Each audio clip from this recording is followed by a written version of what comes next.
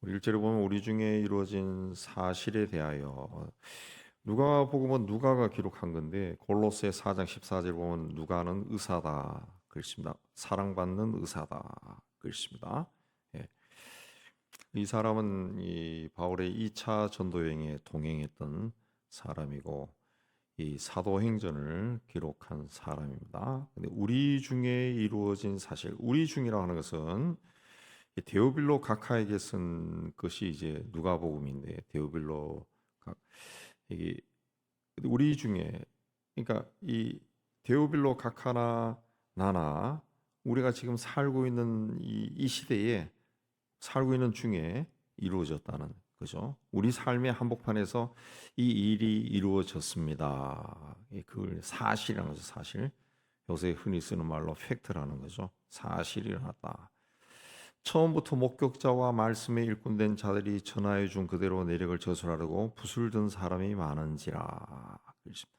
자, 이런 이 우리 중에 일어나는 이 사실에 대해서 처음부터 목격한 사람이 있고 또 일꾼된 사람들이 많다는 거예요. 이 일을 본 사람이 많다. 예. 이것도 그냥 상상해서 쓴 것이 아니라 사실이라는 거예요. 사실. 진짜 일어난 일이라는 거죠. 진짜로 일어난 일이다. 그렇습니다. 예수 그리스도와 관련된 그 복음서의 기록은 그냥 상상해서 기록한 신화 속의 이야기가 아니라 그 당시 사람들이 살아가는 삶 한가운데서 실제로 다 일어난 일이란 거죠. 그냥 하나님이나 예수님이나 그냥 상상 속에 존재하는 신이 아니라는 거죠. 신이 아니다. 그 유명한 알렉산더 대왕이 BC 323년에 죽었는데 예수님 태어나기 한 300년 전에 죽었는데 이 사람이 그 공식적인 기록에 등장한 것은 AD 400 AD 한 100년 죽은 지 한 400년이 넘어서 알렉산더에 대한 이야기가 기록이 시작이 됐다고요. 기록이 400년 지나서 400년 전에 있었던 어떤 영웅에 대한 이야기가 기록이 됐다는 거죠. 그게 얼마나 정확하겠어요? 얼마나 정확하겠어요? 그동안에 아무 기록이 없었다가 처음 기록이 400년 후에 나타났다는 거죠. 예. 처음 기록이. 근데 예수님에 대한 기록은 처음에 나타난 것이 AD 60년, 33년에 예수님이 돌아가셨으니까 30년 후에 기록이 되기 시작한 거죠. 예. 그리고 그때까지도 예수님을 봤던 사람, 예수님의 기적을 목격했던 사람들이 십자가의 죽음과 부활을 목격한 사람이 살아있었대. 살아있었대. 굉장히 생생한 거죠. 굉장히 생생하죠. 그래서 이제 이 복음이 힘을 얻고 그 당시 로마 제국 하에 막 퍼지어 나간 그 이유 중에 하나도 그 예수님과 함께 했던 사람, 함께 살았던 사람, 직접 가르침을 받았던 사람, 십자가의 죽음과 부활을 목격한 사람들이 살아 있었다는 거예요. 살아 있었다. 그 사람들이 전하니까 굉장히 생생하게 전하는 거죠. 예. 그래서 그들의 제자 또 그들의 제자에 의해 가지고 초기 기독교가 이 뿌리를 내릴 수가 있었던 거죠. 예. 더군다나 예수님에 관한 기록은 성경에만 있는 것이 아니라 동시대에 살았던 유대인들의 기록에도 예수에 관한 이야기가 나온다고요. 네. 이스라엘을 잘못 인도한 마술사다.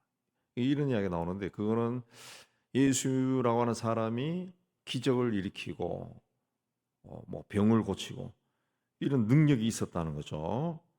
더더욱 분명한 역사적인 기록은 그, 그 세계사적으로도 인정받는 역사가인 요세푸스는 사도 요한과 같은 시대에 살았던 사람인데 예수님과 동시대 사람인데 이 사람이 플라비우스의 증언이라는 책에서 이 무렵에 예수라는 사람이 살았는데 만약 그에게 별명을 붙인다면 지혜로운 사람이라 할 수 있다. 그 이유는 놀라운 기적을 행했고 진리를 가르친 선생이다.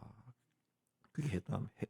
그는 십자가에 처형되었고 사흘째 된 날 부활해서 나타나는데 이를 믿는 사람들이 그 이름을 따서 그리스도인이다, 그리스도인이라고 부른다. 그렇게 기록해 놨다고. 예수님과 같은 시대에 살았던 그 역사가가 기록한 그 책에 남아 있다. 예. 거기서도 이분은 기적을 행했고 진리를 가르친 지혜로운 사람, 십자가에 죽었고 부활했다, 이런 말까지 나온. 그래서 누가는 그 예수의 간에서 이미 이루어진 일을, 이루어진 사실, 그 사실을 기록한 거죠. 당시의 의사라 그러면은 이제 학자죠, 학자, 예, 과학자네. 옛날에는 의사가 과학자들.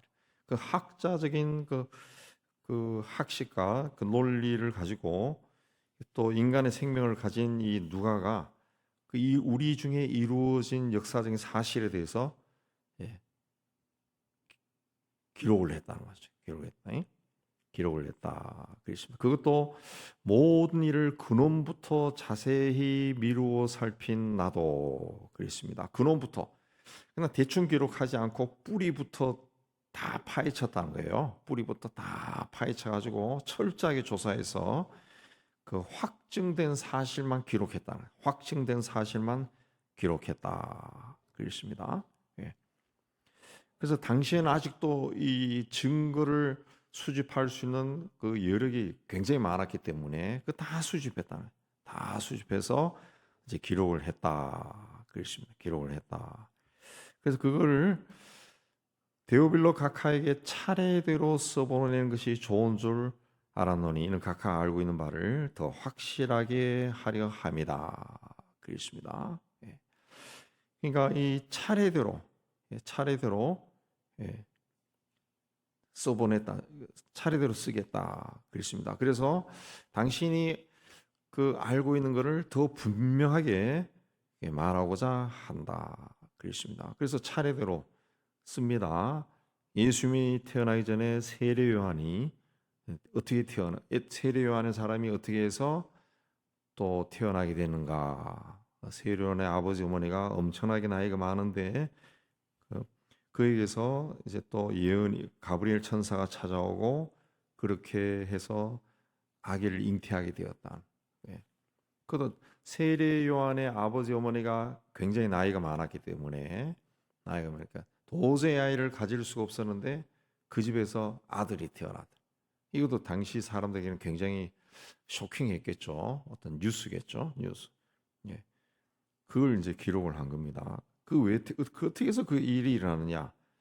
그러니까 그 사라에게서 증언을 들었겠죠. 아, 이런 일이 일어났다. 네, 이런 일이 일어났다. 그래서 그걸 기록을 한 겁니다. 기록. 네. 그래서 15절에 나오지만은 주 앞에서 큰 자가 되고 포도주나 독한 술을 마시지 아니하면 모태로부터 성령이 충만함을 받아 이스라엘 자손을 하나님께로 많이 돌아오게 하겠습니다.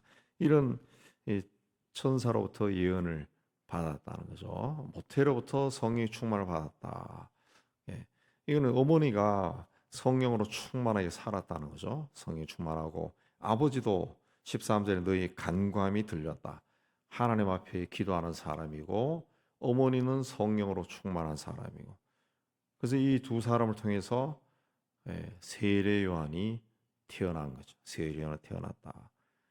그리고 그 아기를 가지고 24절에 보면은 엘리사벳이 잉태하고 5달 동안 숨어 있었다. 노인네가 아이를 가졌으니까 인간적으로 부끄럽겠죠. 숨어 있었다는 거죠. 예.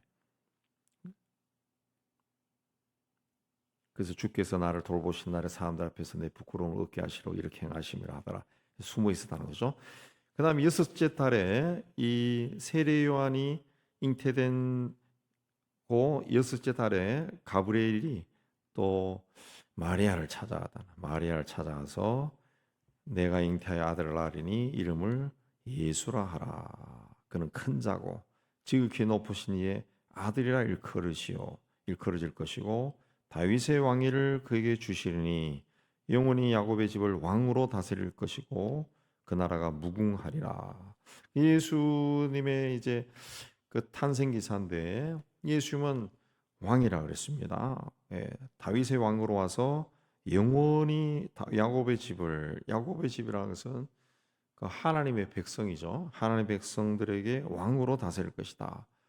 우리가 예수님을 주님, 주님 그런데 주님이라고 말하는 표현이 옛날부터는 그게 그 주인이라는 뜻이죠. 주인이라는 뜻인데 그게 왕에 대한 존칭입니다. 왕에 대한 로드, 존칭입니다. 그래서 로마 황제가 기독교인들을 핍박할 때 자기만을 향해서 써야 되는 그 주님이라 하는 표현을 예수를 향해서 쓰니까 이놈들은 다른 왕을 섬긴다 해서 그걸 시비 끌어대고 그렇게 해서 죽임을 당하는 겁니다. 죽임을 당하는. 그래서 우리가 그 예수님을 왕이라 그러죠. 왕.